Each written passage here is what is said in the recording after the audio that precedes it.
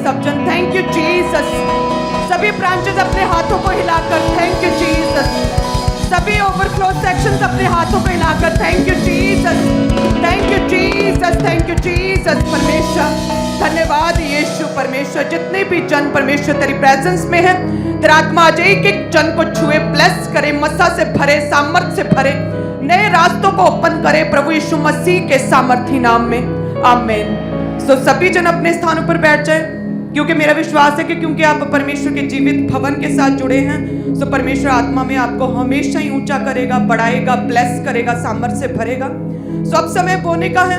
अपनी लाइफ के सबसे बड़े सीड, बेस्ट सीड को निकालें ताकि परमेश्वर आपको छुए और ब्लेस कर सके। हालेलुया। इसी तरह से ब्रांचेस में भी सभी जन अपने स्थान पर बैठ जाएं, क्योंकि आज जो आप परमेश्वर के पवित्र स्थान पर हैं, सो मेरा विश्वास है कि परमेश्वर के घर की जो अनुग्रह, उसकी सामर्थ्य और उसकी वैल्यू को आप समझते हैं। सो इसीलिए आप सभी जन एक मन होकर परमेश्वर की पवित्र प्रेजेंस में परमेश्वर के वचन को सुनेंगे।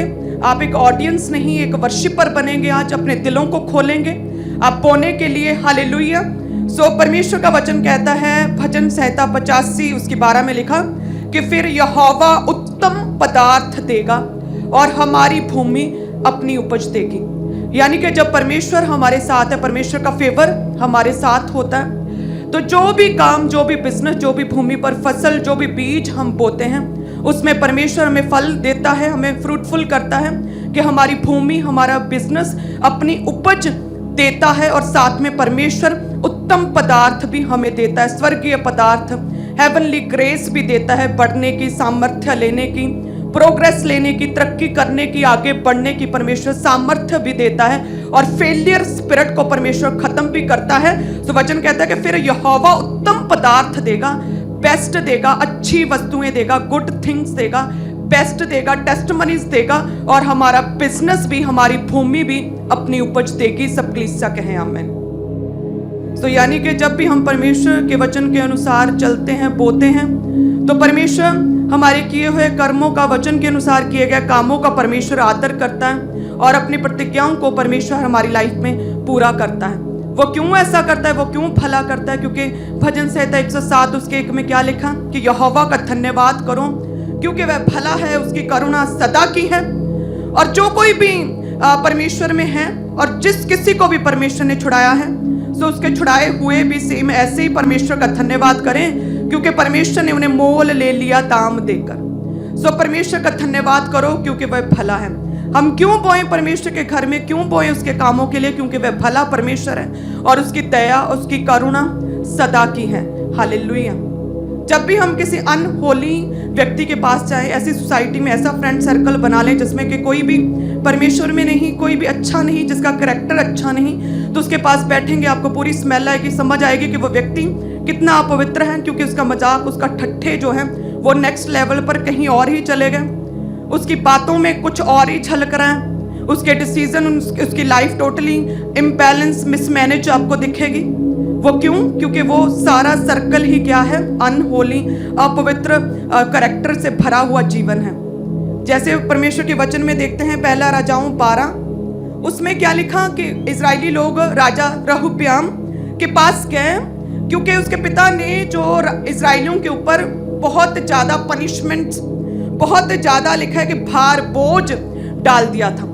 तो जब राजा चेंज हुआ, इजरायलियों ने सोचा कि शायद अभी नया राजा उसका बेटा बना तो शायद ये काइंड हार्टेड होगा, शायद ये दयालु होगा, तो आओ हम उससे विनती करते हैं। लिखा है कि परमेश्वर के आगे घुटने लगाकर परमेश्वर से विनती करने की बजाय उस व्यक्ति के पास गए जिसका पिता पहले ही इतना ज्यादा उसने भारी बोझ डाला था, इतना ज्यादा ही निर्दयी था।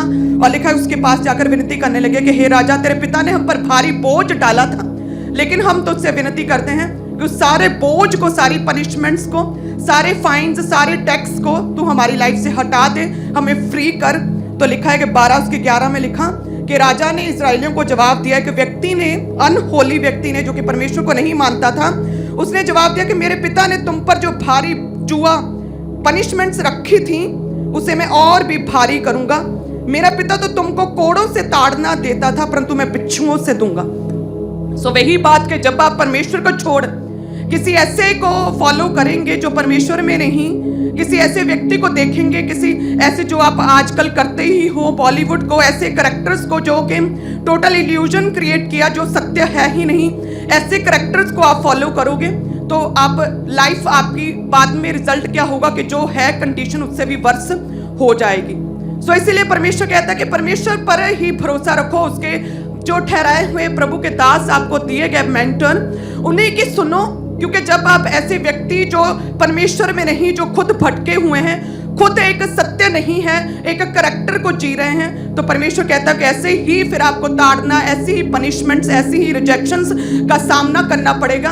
हमारे परमेश्वर को माने, क्यों? क्योंकि वह भला है, उसकी करुणा सदा की है, उसका धन्यवाद करो क्योंकि परमेश्वर ने हमें छुड़ाया, दाम देकर परमेश्वर ने हमें मोल ले लिया है। हालेलुया।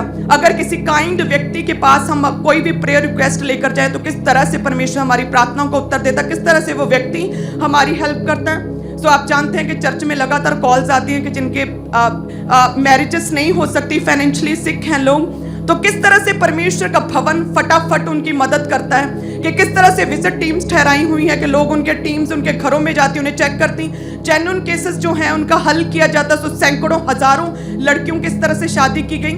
सो अगर आप परमेश्वर के पास, परमेश्वर के पवित्र घर में परमेश्वर के मेंटर को फॉलो करेंगे तो परमेश्वर कहता है कि तुम्हें रिजेक्शन कभी सामना ना करना पड़ेगा। कि इजराइली उस व्यक्ति के पास गया जो कि परमेश्वर में था ही नहीं, उस व्यक्ति को फॉलो किया जो परमेश्वर में था ही नहीं, उस व्यक्ति को फॉलो किया जो परमेश्वर के वचन पर चलता था ही नहीं, और लिखा कि रिजेक्शन का सामना करना पड़ा। उस राजा ने बोला कि मेरे पिता ने जो किया वो तो ठीक है, लेकिन मैं उससे भी अधिक और बढ़कर मैं तुम पर बोझ डालूंगा।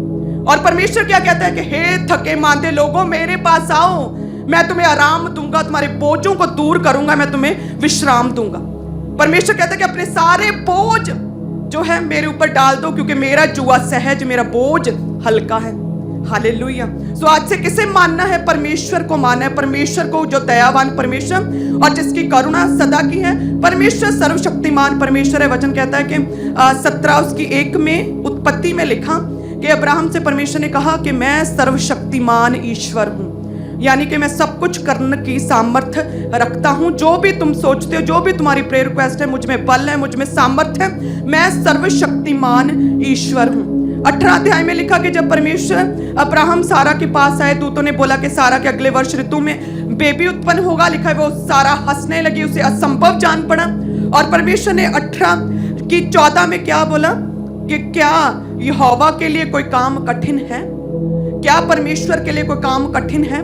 परमेश्वर कहता है कि मैं सर्वशक्तिमान ईश्वर हूं, मेरे लिए कोई भी काम कठिन नहीं है। जो तुम सोचते हो, परमेश्वर कहता है मैं सोचों से भी परे तेरी लाइफ में करता हूं। जो तुम एक्सपेक्ट करते हो उससे भी बढ़कर मैं तुम्हारी लाइफ में कर सकता हूं। क्या मेरे लिए कोई काम कठिन है? परमेश्वर कहता है कि मैं नहीं चाहता कि तुम जिस सिचुएशन में हो, जिस तंगी घटी में हो, तुम इसमें और ज्यादा रहो, मैं तुम्हें निकालना चाहता हूं। लेकिन हमें परमेश्वर के पास आना, उस पवित्र परमेश्वर के पास आस लगानी, उस परमेश्वर से प्रेयर करनी है, उस परमेश्वर के घर में बोना है, ताकि परमेश्वर हमारी फेलियर स्पिरिट्स को खत्म कर सके। हालेलुया।